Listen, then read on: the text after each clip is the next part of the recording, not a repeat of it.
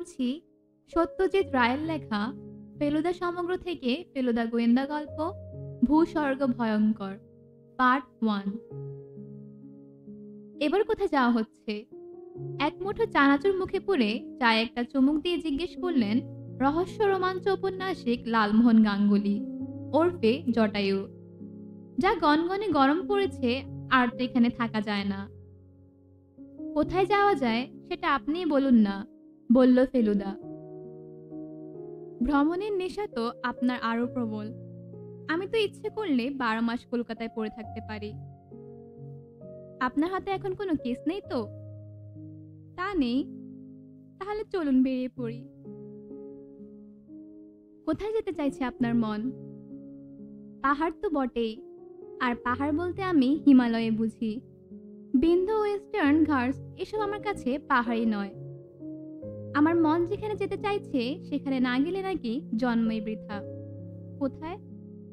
এত হিন্টস দিলাম তাও বুঝতে পারলেন না? ভূস্বর্গ, exactly, Kashmir, paradise on earth. রোজগার তো বলতে নেই, দুজনেরই অনেক হলো। সংসার আপনারও নেই, আমারও নেই। এত টাকা জমিয়ে রাখছি কার জন্য? চলুন বেরিয়ে পড়ি। কলকাতা তো দিল্লি, দিল্লি তো শ্রীনগর। শ্রীনগরে তো কাশ্মীরের একমাত্র দেখার জায়গা নয়, আরো আছে। সবই দেখা যাবে একে একে। পাহালগাম, গুলমার্গ, হিরানমার্গ, অনেক কিছু দেখার আছে। তা বেশ তো, দিন 15 হাতে নিয়ে বেরিয়ে পড়ি। একটু ঘোরাঘুরি না করলে আমার মাথায় প্লট আসে না। পুজোর জন্য কিছু একটা লিখতে হবে তো। আপনার অত অনেস্টি প্রয়োজন কি জানি না। আর 5 জন যারা লিখছে সব বিদেশি থ্রিলার থেকে প্লট সংগ্রহ করছে। ভদ্র ভাষায় বললাম, আসলে স্রেফ চুরি ছাড়া আর কিছুই না। আপনিও এবার লেগে পড়ুন। হ্যাঁ, আমি চুরি করি, আর শেষে আপনি গালমন্দ করুন। আপনার কথার শ্লেষ ভুজালির চেয়েও তীক্ষ্ণ। তাহলে যেভাবে চলছে চলুক। থোর বড়ি খাড়া, খাড়া বড়ি থোর। তা না হয় হলো, কিন্তু কাশ্মীর যাবার ব্যাপারটা কোথায় দাঁড়াচ্ছে? হাউস বোটে থাকবেন তো? শ্রীনগরে? শ্রীনগর ছাড়া আর হাউস বোট নেই। ডাল লেকের উপরে থাকা যাবে। সেই তো ভালো, তাই নয় কি? বেশ একটা নতুন অভিজ্ঞতা হবে। অনেক খরচ কিন্তু, তার চেয়ে বোধহয় হোটেল সস্তা। ওসব খরচের কথা শুনতে চাই না। ব্যাংকে অনেক জমে আছে, ইনকাম ট্যাক্স দিয়েও। যাব, গিয়ে ম্যাক্সিমাম ফুর্তি যাতে হয় তাই করব। তাহলে শ্রীনগরে হাউস বোট, পাহালগামে তাঁবু, আর গুলমার্গে লক ক্যাবিন। চমৎকার! টুরিস্ট অফিস থেকে লিটারেচার নিয়ে আসবো, তারপর দিনক্ষণ দেখে বেরিয়ে পড়া যাবে। কাশ্মীরের প্রস্তাবটা ফেলুদারও মনে ধরেছিল, সেটা আমি বুঝেছিলাম। লালমোহন বাবু ঘন্টা 2 আড্ডা মেরে চলে যাবার পর ফেলুদার টুরিস্ট অফিসে গিয়ে কাশ্মীর সম্বন্ধে পুস্তিকা ইত্যাদি নিয়ে চলে এলো। বলল, মনস্থির যখন করেই ফেলা হয়েছে তখন আর সময় নষ্ট করে লাভ নেই। আজ সোমবার, শনিবার নাগাদ বেরিয়ে পড়া যাবে। ঠান্ডা হবে না ওখানে? তা হবে, এবং তার জন্যে তৈরি হয়ে যেতে হবে। লালমোহন বাবু সেটা জানেন তো? নিশ্চয় জানেন, তবে সাবধানের মান নেই। কাজেই ওকে সেটা ফোনে জানিয়ে রাখা দরকার। এমনিতেই তো শীত কাতুরে। 2 দিনের মধ্যে লন্ড্রি থেকে আমাদের শীতের কাপড় এসে গেল। ঠিক হলো প্রথমে শ্রীনগরে দিন 7 থাকা হবে, তারপর অন্য জায়গাগুলো দেখা যাবে। হাউস বোট কাশ্মীর ট্যুরিজম থেকে ব্যবস্থা করা হলো। একটা হাউস বোটে একটা পুরো ফ্যামিলি থাকতে পারে, তাই 3 জনের পক্ষে যথেষ্ট। আমি না গিয়ে পর্যন্ত কল্পনাই করতে পারছিলাম না ব্যাপারটা কিরকম হয়।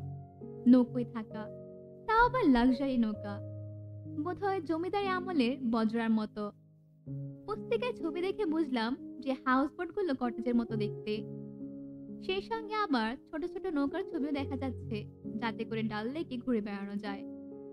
আর হাউস বোটগুলো নড়ে চড়ে বেড়ায় না। ফেলুদাকে বললাম, যা বুঝছি শ্রীনগর শহরটায় দেখবার জিনিসের মধ্যে আছে কিছু বিখ্যাত মুঘল বাগান, তবে পাহাড়ে ঘেরা উপত্যকা, সবকিছুর মধ্য দিয়ে ঝিলাম বয়ে চলেছে। তাছাড়া ২-৩টে লেক, পপলার, ইউক্যালিপটাস, চিনার গাছের সারি। মনে হয় জায়গাটা খুব সুন্দর। তবে গুলমার্গ, পাহালগামও কিছু কম যায় না। পরে যদি ১১,০০০ ফুট খিলেনমার্গে ওঠা যায়, তাহলে সেখান থেকে নাঙ্গা পর্বতের নাকি একটা অদ্ভুত ভিউ পাওয়া যায়। ১৫ দিনের জন্য খুব জমজমাট ট্যুর, কাজে চিন্তা করার কিছু নেই।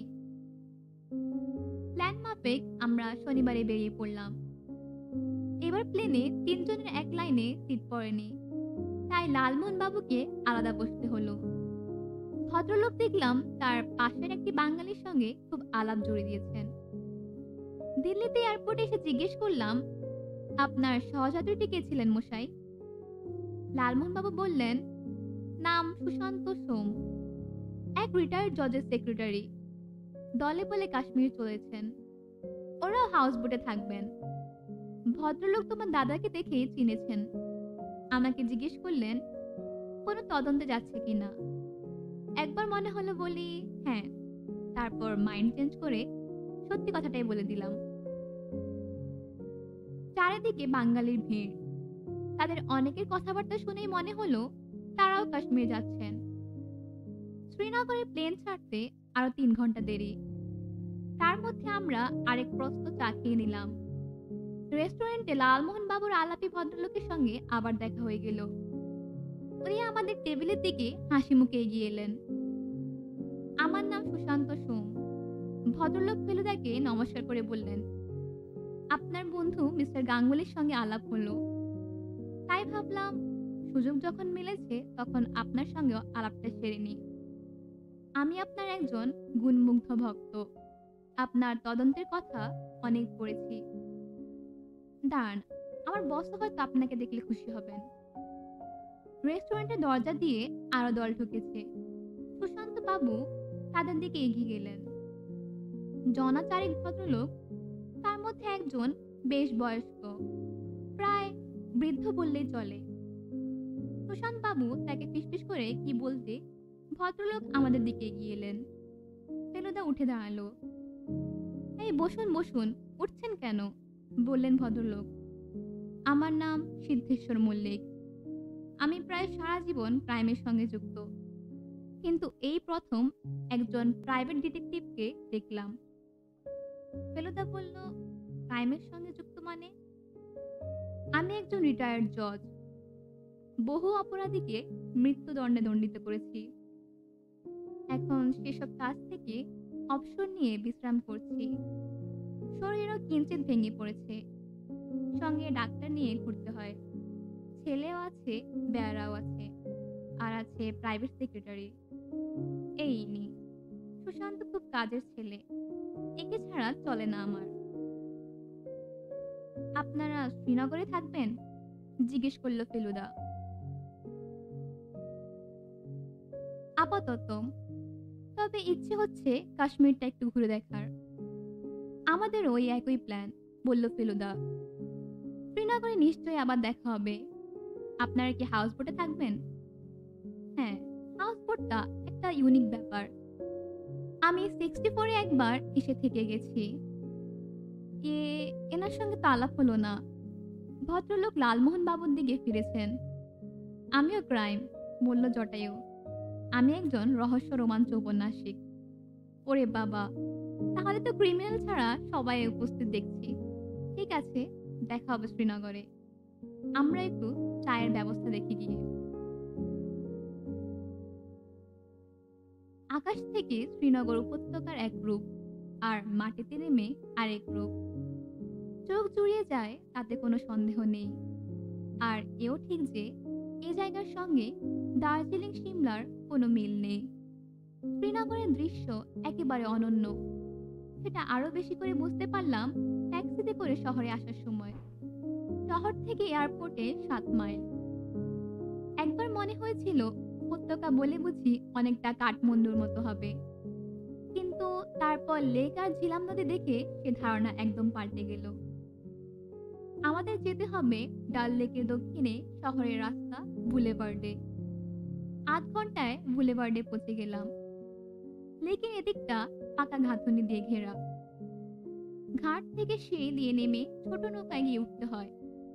এই নৌকোকে এখানে বলে শিকারা। ভ্যানিসে যেমন জলপথে যাতায়াতের জন্য গন্ডোলা, এখানে তেমনি শিকারা। আমাদের হাউস বোটের নাম ওয়াটার লিলি। ওয়াটার লিলির শিকারাও ঘাটেই আমাদের জন্য অপেক্ষা করছিল।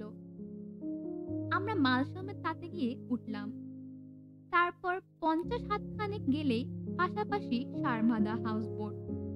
এই সারি কিছুতে যাবার পর লেক চড়া হয়ে গেছে। তারপর আর হাউস বোট নেই, যা আছে সবই লেকের পশ্চিম অংশে। শিকারা থেকে বোটে উঠতে কোনো কসরতের দরকার হয় না, খুবই সহজ ব্যবস্থা। বোটের সামনের দিকে খানিকটা খোলা জায়গা, সেখানে ইচ্ছে করলে বসা যায়। আবার সিঁড়ি দিয়ে উপরের দিকে ওঠার বন্দোবস্ত আছে। সেখানে চেয়ারে বসে চারিদিকে দৃশ্য উপভোগ করা যায়, চা খাওয়া যায় আর স্রেফ আড্ডাও মারা যায়। ভেতরে ঢুকলে প্রথমেই বসবার ঘর, তাতে সোফা, চেয়ার, কার্পেট ইত্যাদি বৈঠকখানার যাবতীয় সরঞ্জাম রয়েছে। দেওয়ালে ছবি রয়েছে, ফুলদানিতে ফুল রয়েছে। আবার একটা ছোট লাইব্রেরিও রয়েছে। বসবার ঘরের পরে খাবার ঘর, দুটো বেডরুম, বাথরুম ইত্যাদি। সব মিলিয়ে জলের উপর একটি বাংলো বাড়ি, যাতে সব রকম ব্যবস্থা আছে। কিচেনও আছে, তবে সেটা পিছন দিকে একটা ছোট্ট আলাদা নৌকোয়। লালমোহন বাবুর মুখে হাসি লেগে আছে। বললেন, ভাগ্যিস ডিসিশনটা নিয়েছিলাম। এর ক্রেডিট কিন্তু সবটাই আমার পাওনা। তোমার দাদা ভূস্বর্গের কথা ভাবেননি। ফেলুদা বলল, আমি তো আপনার মতো লেখক নই, আইডিয়া আসা উচিত আপনার মাথা থেকে। যাকে এখন আগে একটু চা খেয়ে শিকারায় করে লেকটা একবার ঘুরে দেখা যাক। দুজন চাকর রয়েছে হাউস বোটের সঙ্গে, নাম মাহমুদিয়া আর আব্দুল্লাহ। চা খেয়ে বেরোতে সূর্য হেলে এলো পশ্চিমে। মে মাস হলে কি হবে, বেশ ঠান্ডা। আমাদের কলকাতায় শীতের সময় যে পোশাক পরতে হয়, এখন এখানেও তাই পরতে হয়। ফেলুদা বলল, আজ শুধু লেকটা ঘুরে দেখা যাবে, কাল থেকে সাইট সিইং আরম্ভ হবে। বুলেভার্ডের পিছনে দেখতে পাচ্ছেন পাহাড় রয়েছে 1000 ফুট উঁচু। ওর মাথায় রয়েছে শঙ্করাচার্যের মন্দির, সম্রাট অশোকের ছেলে জালুকের তৈরি। তাছাড়া লেকের পূর্ব দিকে মোঘল বাগান রয়েছে, নিষাদবাগ, শালিমার, চশমাশাহী, এগুলো দেখা চাই। চশমাশাহী স্প্রিংয়ের জল নাকি একেবারে অমৃত, যেমনই স্বাদ তেমনি ক্ষুধাবর্ধক। লেকের মাঝখানে একটা ছোট্ট দ্বীপ দেখা যাচ্ছে, ওটা কি? আমি জিজ্ঞেস করলাম। আমি জানতাম ফেলুদা কাশ্মীর সম্বন্ধে সব পড়াশোনা করে এসেছে। ফেলুদা বলল, ওটাকে বলে চারমিনার। দ্বীপটার 4 কোণে 4টে চিনার গাছ রয়েছে। মাহমুদি আর আব্দুল্লাহ শিকারা চালাতে আরম্ভ করলো। আমরা বাঁয়ে গোটা 10 হাউসবোট পেরিয়ে আসল লেকে গিয়ে পড়লাম। দুটো পাশাপাশি হাউসবোট নিয়ে রয়েছেন রিটায়ার্ড জজ সিদ্ধেশ্বর মল্লিক আর তার সাঙ্গপাঙ্গ। আমরা খোলা লেকে পড়বার আগে একটা বোট থেকে সুশান্ত সোম আমাদের দিকে হাত নাড়িয়ে বললেন, ফেরার পথে একবার ঢু মেরে যাবেন, চায়ের নেমন্তন্ন রইল। ডাল লেকের সৌন্দর্যের বর্ণনা দেবার ভাষা আমার জানা নেই। স্বচ্ছ কাঁচের মতো জল, হাওয়া নেই বলে ঢেউও নেই, তাই আয়নার মতো চারিদিকের পাহাড়গুলো প্রতিফলিত হচ্ছে। এখানে ওখানে পদ্ম শালুক শাপলা ফুটে আছে, শিকারা সেগুলোকে পাশ কাটিয়ে চলেছে। লালমোহন বাবুকে কবিতায় পেয়েছে। বললেন, কাশ্মীর সম্পর্কে আমাদের অ্যাথেনিয়াম স্কুলের মাস্টার বৈকুণ্ঠ মল্লিকের একটা 8 লাইনের কবিতা আছে। ভদ্রলোক বহু জায়গায় ঘুরেছিলেন, আর সেই সব জায়গা নিয়ে পদ্য লিখে গেছেন। কাশ্মীরটা শুনুন ফেলুবাবু, কিরকম ডিসেন্ট। করি নত শির তোমারে প্রণমী কাশ্মীর, কুমারিকার অপর প্রান্তে, অবস্থান তব ভারতের উত্তর সীমান্তে। রাজধানী শ্রীনগর, ঝিলামের জলে ধোয়া অপূর্ব শহর। কত হ্রদ, কত বাগ, কত বাগিচা, অন্য নগরের সাথে তুলনা করিতে যাওয়া মিছা। বাহ দিব্যি, বলল ফেলুদা। যদিও বুঝলাম সেটা জটায়ুর মনে কষ্ট না দেবার জন্য। কবিতায় লালমোহন বাবুর রুচিটা যে একটু গোলমেলে তার পরিচয় এর আগে অনেকবার পেয়েছি। শুধু কবিতা নয়, ডাল লেকের দৃশ্যে ভদ্রলোকে গানেও পেয়েছে। গুনগুন করে কি গাইছেন জিজ্ঞেস করাতে বললেন উর্দু গজল। এদিকে সন্ধ্যার আলো অনেক বেশিক্ষণ থাকে, অন্তত বছরের এই সময়টায়। আমরা 7:30টায় যখন ফিরছি তখনও পুরো অন্ধকার হয়নি। সুশান্ত সোম তাদের হাউস বোটের সামনে বারান্দায় দাঁড়িয়েছিলেন। আমাদের দেখে হাতছানি দিয়ে ডাকলেন, আসুন একটু আড্ডা মারা যাক। আমরা এদের বোটের সামনে শিকারা দাঁড় করিয়ে উপরে উঠলাম। এদের বোটের নাম রোজম্যারি। এদের পাশে রয়েছে এদের অন্য বোট, সেটার নাম মিরান্ডা। রোজমেরিতে থাকেন সুশান্ত সোম আর জজ সাহেবের ছেলে, নাম বিজয় মল্লিক। মিরান্ডাতে আছেন মিস্টার মল্লিক, তার ডাক্তার হরিনাথ মজুমদার আর বেয়ারা প্রয়াগ। চায়ের অর্ডার দিয়ে উপরের ডেকে উঠে সুশান্ত ফেলুদাকে বললেন, আপনার তাস চলে? 3 তাস। অভ্যেস নেই, বলল ফেলুদা, তবে তাসের প্রায় সব খেলাই মোটামুটি জানা আছে। কিন্তু হঠাৎ এই প্রশ্ন কেন? নিচের বৈঠকখানায় তাসের আড্ডা জমেছে। এত লোক পেলেন কোথায়? প্লেনে 2 ভদ্রলোকের সঙ্গে আলাপ হয়েছে বিজয়ের। একজন বাঙালি, নাম সরকার, আর একজন পাঞ্জাবি। 3 জনে জুয়ারি। আমরা 4 জনে বসলাম। কলকাতা যে কোন সুদূরে চলে গেছে তার কোনো হিসাবই নেই। হাউস বোটের টপ ডেকে বসে চা খাওয়ার আয়োজন। এই এক অভাবনীয় ব্যাপার। আমাদের ডান দিকের হাউস বোটে সাহেবরা এসে উঠেছে। সেখান থেকে বিলিতি বাজনার শব্দ আসছে। জানলা দিয়ে দেখা যাচ্ছে সাহেব ম্যাম সেই বাজনার সঙ্গে নাচছে সামনের বৈঠকখানায়। ফেলুদা সুশান্ত বাবুকে উদ্দেশ্য করে প্রশ্ন করল, সিদ্ধেশ্বর বাবু কদিন হলো রিটায়ার করেছেন? 5 বছর, বললেন সুশান্ত বাবু। ওর তখন 60 বছর বয়স। কিন্তু জজের তো রিটায়ার করার কোনো বাধ্যবাধকতা নেই। ওর শরীরটা একটু খারাপ হয়ে গেছিল, অ্যানজাইনা। ভদ্রলোকের রিটায়ার করার ইচ্ছে ছিল না, কিন্তু ডাক্তারের কথায় বাধ্য হয়ে করতে হয়। উনি বহু অপরাধীর প্রাণদণ্ড দিয়েছেন। একক সময় বলেন, আমার শেষ জীবনে দুঃখ আছে। এত লোককে ফাঁসিতে পাঠালে তার একটা প্রতিক্রিয়া হবেই। উনি ডায়েরি লিখতেন। সে ডায়েরি সব এখন আমার হাতে, কারণ আমি ওর একটা জীবনী লিখছি। যদিও সেটা আত্মজীবনী হিসেবে বেরোবে। সেই ডায়েরিতে উনি যেদিনে কারোর প্রাণদণ্ড দিয়েছেন সেদিনে লাল কালিতে একটা ক্রস দিয়ে রেখেছেন। মাঝে মাঝে ক্রসের সঙ্গে একটা প্রশ্নবোধক চিহ্ন রয়েছে। সেটাতে বুঝতে হবে প্রাণদণ্ড দিয়ে নিজেরই মনে একটা প্রশ্ন জেগেছে, এটা ঠিক হলো কিনা। এখন কি করছে জানেন? ওর যে ডাক্তার মজুমদার, তিনি ভালো মিডিয়াম, তার সাহায্যে প্ল্যানচেট করছেন। আর ফাঁসির আসামির আত্মাদের ডেকে এনে তাদের জিজ্ঞেস করছেন তারা সত্যিই খুন করেছিল কিনা। আত্মা যদি বলে হ্যাঁ, সে সত্যিই খুন করেছিল, তাহলে উনি খানিকটা নিশ্চিন্ত বোধ করেন। এখন পর্যন্ত ওর জাজমেন্টে কোনো ভুল বেরোয়নি। আপনারা কি এখানে এসব প্ল্যানচেট করবেন নাকি? সেই জন্য তো ডাক্তারকে একবার হাউস বোটে রেখেছেন। ওর অ্যানজাইনাটা এখন অনেকটা কন্ট্রোলে এসেছে। আসলে ডাক্তার সঙ্গে এসেছেন প্ল্যানচেটের জন্য। আজ রাত্রে কি আপনাদের প্ল্যানচেট হবে? আজ হয়তো হবে না, কিন্তু 2-1 দিনের মধ্যেই শুরু হয়ে যাবে নিশ্চয়ই। কেন বলুন তো? আমি ইন্টারেস্টেড, বলল ফেলুদা। অবশ্য উনি আমার উপস্থিতি বরদাস্ত করবেন কিনা সেটা একটা প্রশ্ন। সেটা আমি বলে দেখতে পারি। উনি আপনার প্রতি বেশ প্রসন্ন, সেটা আমি এর মধ্যে বুঝেছি। আর এমনিতে প্ল্যানচেটের ব্যাপারে উনি কোনো গোপনতা অবলম্বন করেন না। যা ফলাফল হয় সবই তোর আত্মজীবনীতে যাবে। আমি তো সম্পূর্ণ রেকর্ড রাখছি। তাহলে আপনি একটু জিজ্ঞেস করে জানাবেন। নিশ্চয়ই। আমরা চা খাওয়া শেষ করে আরো কিছুক্ষণ গল্প করে নিজেদের বোটে চলে এলাম। বৈঠকখানে ঢুকে সোফায় ধপ করে বসে পড়ে লালমোহন বাবু বললেন, হাইলি ইন্টারেস্টিং ম্যান দিস জাজ সাহেব। ইন্টারেস্টিং তো বটেই, বলল ফেলুদা। তবে উনি একমাত্র জাজ নন যার এরকম প্রতিক্রিয়া হয়েছে। এরকম ঘটনা দেশি বিদেশি আগেও শোনা গেছে। ভালো কথা। আপনার সঙ্গে আমার পারমিশনটাও চেয়ে রাখবেন।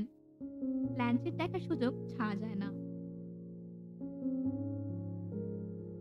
দেখতে দেখতে 4 দিন কেটে গেল। এর মধ্যে একদিন শহরটা ঘুরে দেখলাম। লালমোহন বাবু একটা হটশট ক্যামেরা কিনেছেন, তাই দিয়ে পটাপট ছবি তুলছেন। সেগুলো শহরের মাহাত্মা অ্যান্ড কোম্পানিতে ডেভেলপ আর প্রিন্ট করে দেখা গেল মন্দ ওঠেনি। যদিও লালমোহন বাবুর নিজের মন্তব্য হাইলি প্রফেশনাল মোটেই মানা যায় না।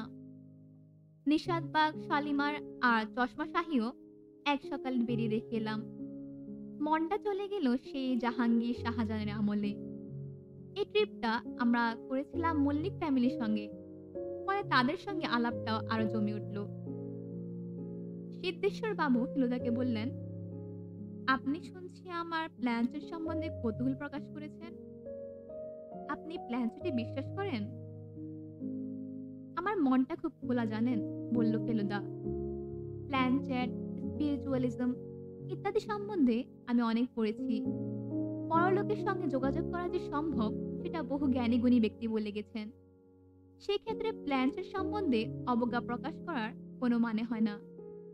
তবে যেমন সবকিছুর মধ্যেও থাকে, তেমনি এর মধ্যেও ধাপ্পাবাজি চলে।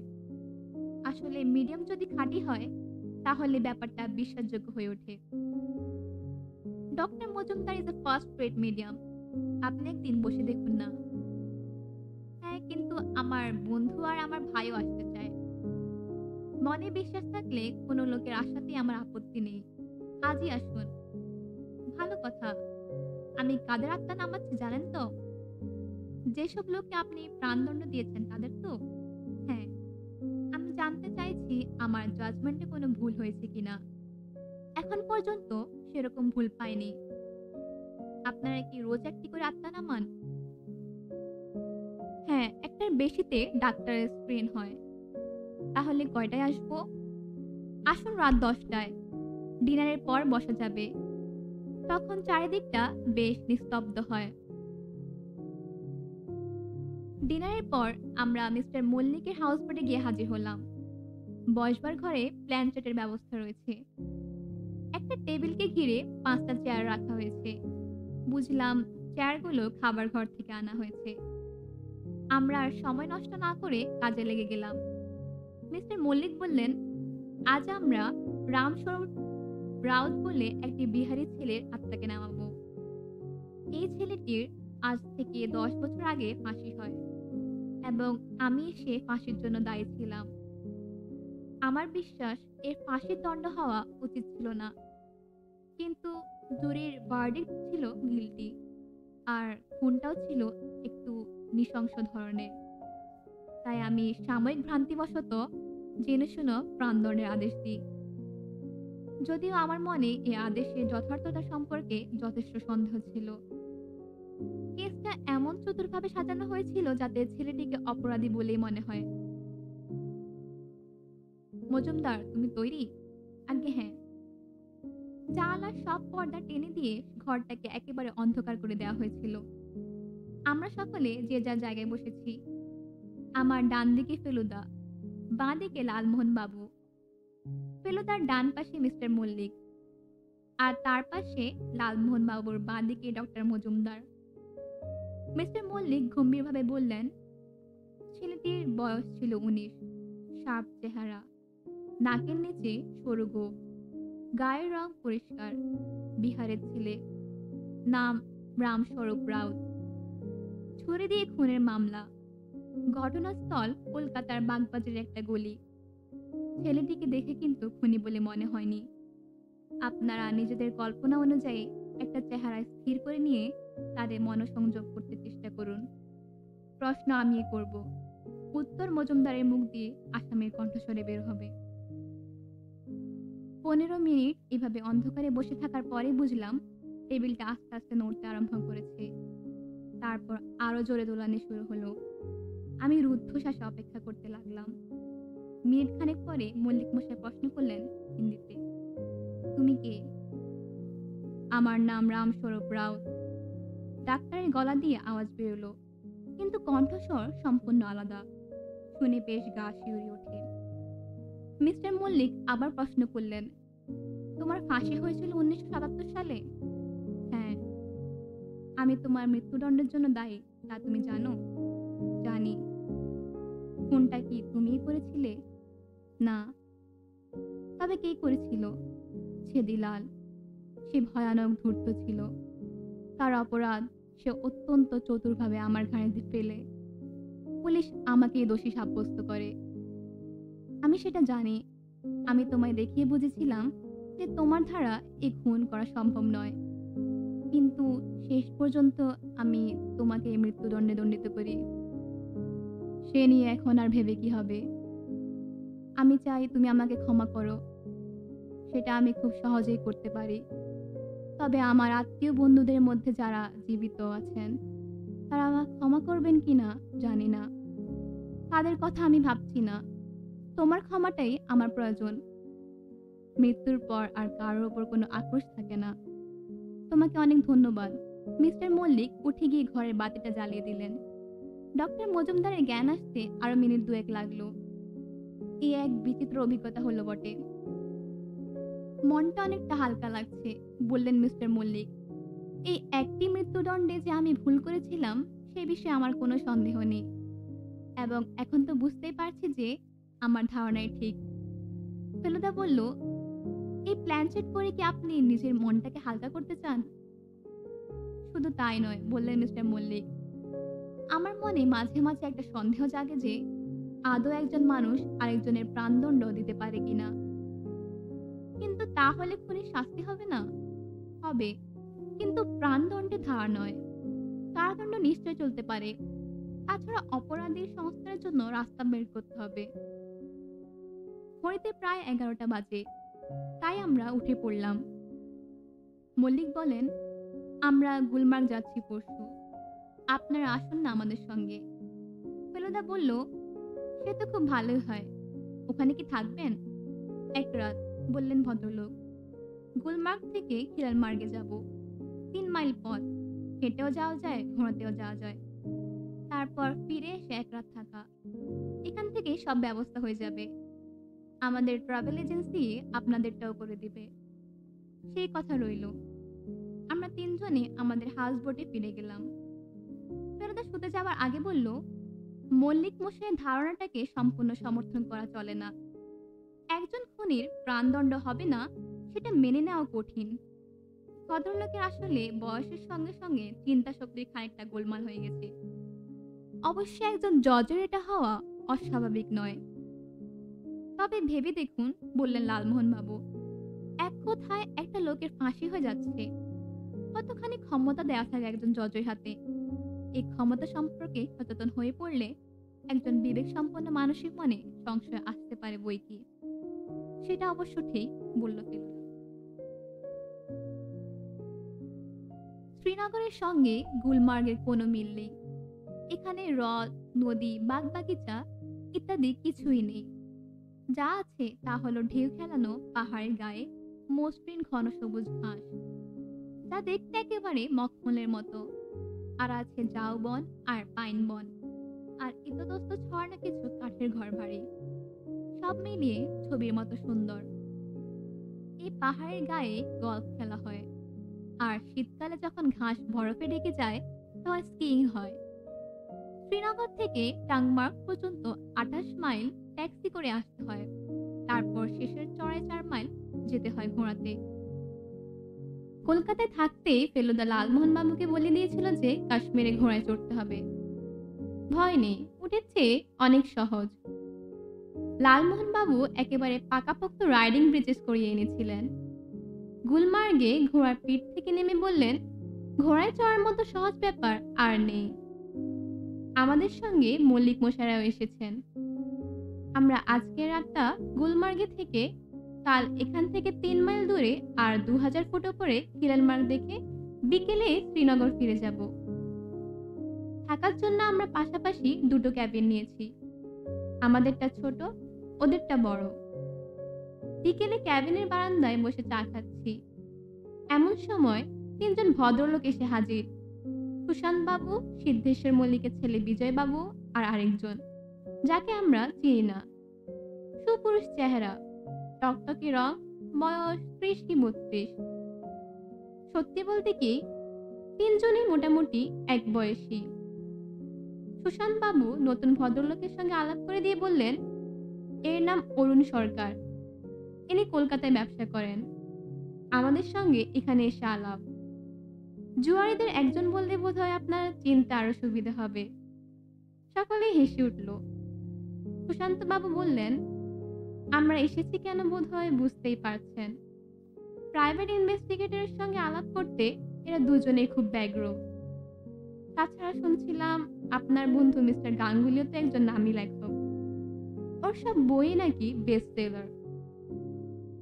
লালমোহন বাবু মাথা হেট করে হে হে করে একটু বিনয়ের ভাব দেখালেন।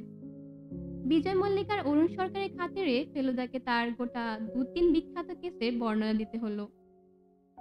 শেষ হয়ে যাবার পর সরকার ফেলুদাকে জিজ্ঞেস করলেন, আপনার কি কাশ্মীরে এই প্রথম? ফেলুদা বলল, হ্যাঁ এই প্রথম। আমি কিন্তু আপনাকে প্রথমে দেখে কাশ্মীরি ভেবেছিলাম। আপনি বোধহয় এখানে আরেকবার এসেছেন। তা এসেছি, বললেন সরকার। ইনফ্যাক্ট আমার ছেলেবেলার কয়েকটা বছর শ্রীনগরে কেটেছে। বাবা এখানে হোটেলের ম্যানেজারি করতেন। তারপর বছর ২০ আগে আমরা কলকাতা চলে যাই। এখানকার ভাষা আপনার জানা নেই? তা অল্প বিস্তর আছে বই কি। এবার ফেলুদা বিজয় মল্লিকের দিকে ফিরল। আপনার বাবার প্ল্যান সম্বন্ধে আপনার কোনো কৌতূহল নেই? বিজয়বাবু বেশ জোরের সঙ্গে মাথা নেড়ে না বললেন। বাবার ভীমরতি ধরেছে, বললেন বিজয়বাবু। একজন খুনি মৃত্যুদণ্ডের হাত থেকে রেহাই পেয়ে যাবে, এর চেয়ে অন্যায় আর কিছু হতে পারে না। আপনি সে কথা বাবাকে বলেননি? বাবার সঙ্গে আমার সেরকম সম্পর্ক নয়। উনি আমার বিষয়ে কিছু জিজ্ঞেস করেন না, আর আমি ওর ব্যাপারে কিছু বলি না। I see. তবে বাবা যা করছেন তা করে যদি শান্তি পান, তাহলে আমার বলবার কিছু নেই। আপনার মা নেই? না, মা বছর ৪ হলো মারা গেছেন। আর ভাই বোন? এক দাদা ছিল, আমেরিকায় ইঞ্জিনিয়ারিং করত। সে গত বছর মারা যায়। তার মেম সাহেব বউ আর এদেশে আসেনি। এক বোন আছে, তার স্বামী ভোপালে কাজ করে। আমার বিশ্বাস আপনার কাশ্মীরের দৃশ্য সম্পর্কে খুব একটা কৌতূহল নেই। কি করে বুঝলেন? কারণ যে পরিমাণ সময় ঘরে বসে তাস খেলে কাটান। আপনি ঠিকই বলেছেন, আমার মনে কাব্য নেই। আমি কাঠখোট্টা মানুষ। আমার ২-১ বন্ধু আর ২ প্যাকেট তাস হলেই হলো। সরকার একটু হেসে বলল, আমি কিন্তু তাসও খেলি, আবার দৃশ্য দেখি। সেটা বোধহয় ছেলেবেলায় কাশ্মীরে থাকার জন্য হয়েছে। যাই হোক, বিজয়বাবু উঠে পড়লেন। আমাদের কিন্তু তাসের সময় হয়ে যাচ্ছে। আজ সুশান্তকে দলে টেনেছি। আপনারা কেউ? আসলে আমরা ভাবছিলাম একটু ঘুরোতে বেরোবো। আপনারা এখন কিছুক্ষণ খেলবেন তো? ১১টা পর্যন্ত তো বটেই। তাহলে ফিরে এসে একবার ঢু মারবো। বেশ, কাল আবার দেখা হবে। ৩ ভদ্রলোক গুড বাই করে চলে গেলেন। লালমোহন বাবু বললেন, এখন না বেরিয়ে আফটার ডিনার ওয়াকে বেরোলে ভালো হতো না? তথাস্তু, বলল ফেলুদা। এখানে ক্যাবিনের সঙ্গে বাবুর্চি রয়েছে। তাকে বলে দিয়েছিলাম রাত্রে ভাত আর মুরগি কারি খাবো। দেখলাম দিব্যি রান্না করে। ৮:৩০টার মধ্যে খাওয়া হয়ে গেল। এত তাড়াতাড়ি ঘুম আসবে না, তাই তিনজনেই বেশ উৎসাহের সঙ্গে রাতের গুলমার্গ শহর দেখতে বেরোলাম। নিরিবিলি শহর, তার মধ্যে দিয়ে তিনজন হেঁটে চলেছি। পথে যে লোক একেবারে নেই তা নয়। ভারতীয়দের মধ্যে বিদেশি টুরিস্টও মাঝে মাঝে চোখে পড়ে। সত্যি বলতে কি, হিসেব নিলে বোধহয় বিদেশি টুরিস্টের সংখ্যা বেশি হবে। লালমোহন বাবু এখনো গুনগুন করে গজল গাইছেন। খালি শীতের জন্য গলায় মাঝে মাঝে অযথা গিটগিরি এসে যাচ্ছে। শীত লাগছে? ফেলুদা জিজ্ঞেস করলো। তা লাগছে, তবে মনে হয় খুব স্বাস্থ্যকর ঠান্ডা। তা হতে পারে, কিন্তু আমার মনে হয় এসব জায়গায় বেশি রাত না করাই ভালো। চল তোপসে, ফেরা যাক। আমরা উল্টো মুখে ঘুরলাম। শহর আর আমাদের ক্যাবিনের মধ্যে একটা ব্যবধান আছে, সেখানটা বসতি নেই বললেই চলে। আমরা সেই জায়গাটা দিয়ে হাঁটছি। এমন সময় হঠাৎ একটা ব্যাপার ঘটলো। একটা কি জানি জিনিস শন শন শব্দে আমাদের মাথার পাশ দিয়ে গিয়ে রাস্তার ধারে একটা গাছের গায়ে লেগে মাটিতে পড়ে গেল। আমাদের মাথা বলছি, কিন্তু আসলে সেটা ঠিক ফেলুদার কান ঘেঁষে বেরিয়ে গেল। ফেলুদার কাছে টর্চ ছিল, সেটা জ্বালিয়ে গাছের তলায় ফেলতে দেখা গেল বেশ বড় একটা পাথর। সেটা ফেলুদার মাথায় লাগলে নির্ঘাত একটা কেলেঙ্কারি কাণ্ড হতো। প্রশ্ন হচ্ছে, কে এই লোকটা যেভাবে আক্রমণটা করলো, আর এর কারণে বা কি? আমরা তো সবে এখানে এসেছি, এখনো গোলমেলে ব্যাপার কিছু ঘটেনি, তদন্তের কোনো প্রশ্নই উঠছে না। তাহলে এই হুমকির মানে কি? ক্যাবিনে ফিরে এসে ফেলুদা গম্ভীরভাবে বলল, ব্যাপারটা মোটেই ভালো লাগছে না। আমাকে পছন্দ করছে না কেউ, এবং গোয়েন্দাকে হটানোর চেষ্টার একটাই কারণ হতে পারে, কোনো কুকীর্তি হতে চলেছে। অথচ সেটা যে কি সেটা আন্দাজ করার কোনো উপায় নেই। লালমোহন বাবু বললেন, আপনার সেই .32 কোল্ড রিভলভারটা আশা করে এনেছেন। ফেলুদা বলল, ওটা বাক্সেই রাখা থাকে, কিন্তু রিভলভার ব্যবহার করার সময় এখন এলো কই? কোনো ক্রাইমে তো ঘটেনি এখনো। যাই হোক, রাত্রিরে দরজা জানালা সব ভালো করে বন্ধ করে শুতে হবে, এখানে রিস্ক নেওয়া চলবে না। আশ্চর্য ব্যাপার মশাই, আপনার সঙ্গে ছুটিতে কোথাও বেরোলে কি গন্ডগোল শুরু হবে? ফেলুদা একটু ভেবে বলল, যাই, ওদের সঙ্গে একটু তাস পিটিয়ে আসি। আমি ঘন্টাখানেকের মধ্যেই ফিরবো, আপনারা শুয়ে পড়ুন। 5 আগেই বলেছি যে খিলারমার্গে যেতে হলে 3 মাইল পাহাড়ি রাস্তা দিয়ে 2000 ফুট উপরে উঠতে হয়। আমরা 2 ক্যাবিনে বাসিন্দারা আগে থেকে ঠিক করে রেখেছিলাম যে তাড়াতাড়ি ব্রেকফাস্ট খেয়ে 9টার মধ্যে বেরিয়ে পড়ব। সেটাই করা হলো। আমাদের মধ্যে এক মিস্টার মল্লিকই ঘোড়া নিলেন, আর সকলে হেঁটে যাওয়া স্থির করলাম। শুনেছি পথের দৃশ্য অতি চমৎকার, আর দুপাশে অনেক ফুল গাছ। লালমোহন বাবু বললেন, এই 7 দিনই এনার্জি বেড়ে গেছে মশাই। হেঁটে 2000 ফুট পাহাড়ে ওঠাটা কোনো ব্যাপারই বলে মনে হচ্ছে না। সত্যি পথের দৃশ্য অপূর্ব।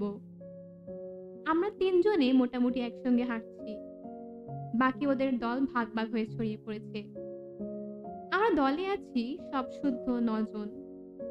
আমরা 3 জন, মিস্টার মল্লিক, বিজয় মল্লিক, ডক্টর মজুমদার, সুশান্ত বাবু, মিস্টার সরকার আর বেয়ারা প্রয়াগ। প্রায় 2 ঘন্টা লাগলো 2000 ফুট উঠতে। আর উঠে এক আশ্চর্য দৃশ্য আমাদের হকচকিয়ে দিল। আমরা একটা পাহাড়ের পিঠে এসে উপস্থিত হয়েছি। মাটিতে বরফ, সামনে বরফের পাহাড়, আর উল্টো দিকে ছড়িয়ে আছে গাছপালা, নদীরথ সমেত দিগন্ত বিস্তৃত উপত্যকা। আর তার আরো পিছনে আকাশের গায়ে যেন খোদাই করা হয়েছে নাঙ্গা পর্বত। ফেলুদা বলল, এই বোধহয় ক্লাইম্যাক্স। কাশ্মীরে এর চেয়ে সুন্দর আর কিছু আছে কি? লালমোহন বাবু ক্যামেরা নিয়ে ব্যস্ত হয়ে পড়েছেন, বারবার বলছেন, আসুন একটা গ্রুপ ফটো তুলি। একটা গ্রুপ তুলেই বরফের উপর দাঁড়িয়ে। হঠাৎ বাকি দল থেকে একটা শোরগোল শোনা গেল। সেটা একটা প্রশ্নের আকার নিয়ে আমাদের কানে এলো। মন্টু কই? প্রশ্নটা করেছেন মিস্টার মল্লিক অত্যন্ত ব্যস্ত কণ্ঠে। বুঝতে অসুবিধা হলো না যে মন্টু হলো বিজয় মল্লিকের ডাকনাম, কারণ দলের মধ্যে একমাত্র তিনি অনুপস্থিত। কোথায় গেলেন ভদ্রলোক? এতই পিছুই পড়েছেন কি? না, তা তো হতে পারে না। এরা একটু ছাড়াছাড়ি ভাবে হাঁটছিলেন ঠিকই, কিন্তু বিজয়বাবু কি একেবারে দলছুট হয়ে গিয়েছিলেন? এবার সুশান্ত সোমের গলা শোনা গেল, আপনি এখানেই থাকুন মিস্টার মল্লিক, আমরা নিচে খোঁজ করে আসছি। যেমন কথা তেমন কাজ, আর এই অনুসন্ধানের পার্টিতে আমরাও যোগ দিলাম। যে পথ দিয়ে উপরে উঠেছি এবার সেই পথ দিয়ে নেমে যাওয়া। আমার বুকের ভেতরটা ডিপ ডিপ করছে। লোকটা গেল কোথায়? সুশান্ত বাবু গলা তুলে চিৎকার দিলেন, বিজয় বাবু, বিজয় বাবু! কোনো উত্তর নেই। মিনিট 15 নামার পরে হঠাৎ লালমোহন বাবু এক জায়গায় এসে থমকে থেমে গেলেন। তার দৃষ্টি একটা ঝোপের দিকে। ফেলুদা আর এক মুহূর্ত দ্বিধা না করে দৌড়ে গেল ঝোপটার দিকে, কারণ পাতার ফাঁক দিয়ে একটা জুতো দেখা যাচ্ছে, পাহাড়ে ওঠার বুট। মিস্টার সোম! ফেলুদা হাঁক দিল। মিস্টার সোম দৌড়ে পৌঁছে গেল ফেলুদার পাশে, তার পিছনে বাকি 4 জন। ঝোপের পিছনে মাটিতে মুখ থুবড়ে পড়ে আছেন বিজয় মল্লিক। ফেলুদা নাড়ি টিপে বলল, হি ইজ অ্যালাইভ। মনে হয় মাথায় চোট লেগে অজ্ঞান হয়ে গেছে।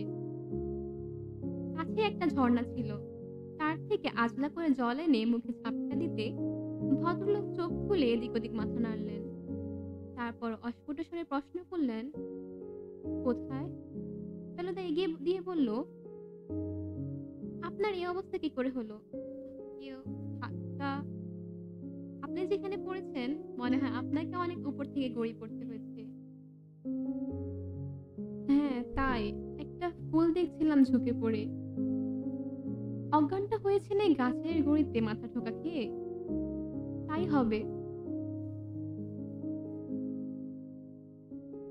আপনি দেখুন তো উঠতে পারেন কিনা। ফেলুদা ভদ্রলোকের দুহাত ধরে নিজের কাঁধের উপর রেখে উঠে দাঁড়ালো। একটু টলমলো অবস্থার পর ভদ্রলোক দেখলাম নিজেকে সামনে নিলেন। ফেলুদা এবার মাথাটা দেখে বলল, একটা জায়গায় চোট লেগেছে, রক্ত বেরোয়নি, তবে জায়গাটা ফুলে গেছে। 2-3 দিন একটু ভোগাবে আপনাকে। এখন আপনি ফিরে চলুন। একটা ঘোড়ার ব্যবস্থা করতে পারলে সবচেয়ে ভালো হয়, তা না হলে আস্তে আস্তে হেঁটে চলুন। পরে এক সময় আপনার সঙ্গে একটু কথা বলার ইচ্ছে রইল। বিজয়বাবু এতক্ষণে মোটামুটি চাঙ্গা হয়ে গেছেন, কেবল 2-1 বার মাথার একটা বিশেষ জায়গায় আলতো করে হাত বোলালেন। আমি মনে মনে ভাবছি, ভদ্রলোকের দশা পড়ল কে এবং কেন? গুলমার্গ ফিরতে ফিরতে বিকেল হয়ে গেল। এরপর আমরা যার যার ক্যাবিনে চলে গেলাম। ফেলুদা বলল, আগে একটু চা খাওয়া দরকার।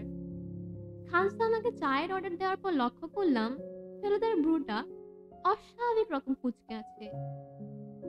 চায়ের পর দেখি বিজয়বাবু নিজেই এসে হাজির, সঙ্গে সুশান্ত বাবু আর মিস্টার সরকার। বাধ্য হয়ে আপনার কাছে আসতে হলো, বললেন বিজয়বাবু। আমি এত হতভম্ব আর কখনো হইনি।